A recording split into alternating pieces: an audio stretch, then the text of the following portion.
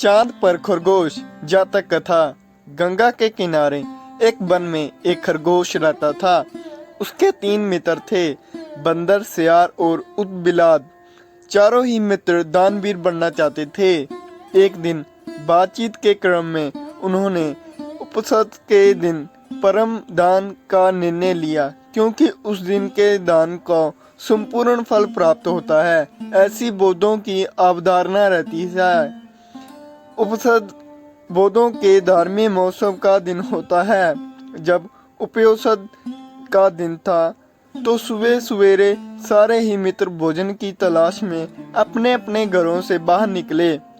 घूमते हुए उदबिलाद की नज़र जब गंगा तट पर रखी 7 सोलित मछलियों पर पड़ती है तो वह उन्हें अपने घर ले आता।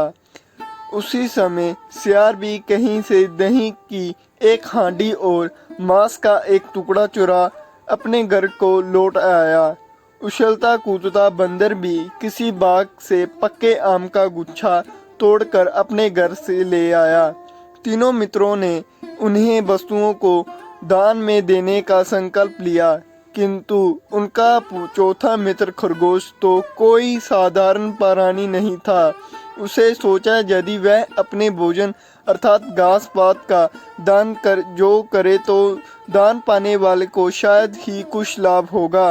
अंत उसे उपसत के अवसर पर जाचक को परम संतुष्टि करने के उद्देश्य से समय ही को दान में देने का निर्णय लिया। उसके स्वयं के त्याग का निर्णय संपूर्ण ब्राह्मण को दोलेमान करने लगा और शक के आसन को भी तत्व करने लगा। वैद्य परंपरा में शक को शक या इंद्र कहते हैं। शक ने जब इस अति औलिक घटना का कारण जाना तो सन्यासी के रूप में वह उन चारों मित्रों के दान परायणता की परीक्षा लेने स्वयं ही उनके घरों में पहुँचे। उतबिलात, सियार और बंदर ने शक को अपने अपने घरों के क्रमश मछलियां, मांस और दही एवं पक्के आम के गुच्छे दान में देना चाहा, किंतु शक ने उन्हें द्वारा दी गई दान की वस्तुओं को ग्रहण नहीं किया। फिर वह खरगोश के पास पहुँचे और दान की याचना की। खरगोश ने दान के उपयुक्त अवसर को जान जाचक को अपने संपूर्ण शरीर के मांस और अंगीठी के सेक पर सेक देने का प्रयास रखा। जब अंगीठी जलाई गई तो उसने 3 बार अपने रोमों को झटका ताकि उसके रोमों में बसे छोटे जीव आग में ना जल जाएं। फिर वह बड़ी शांतिलता के साथ जलती आग में कूद पड़ा। शक उसकी दानवीरता पर स्तंभ हो उठे।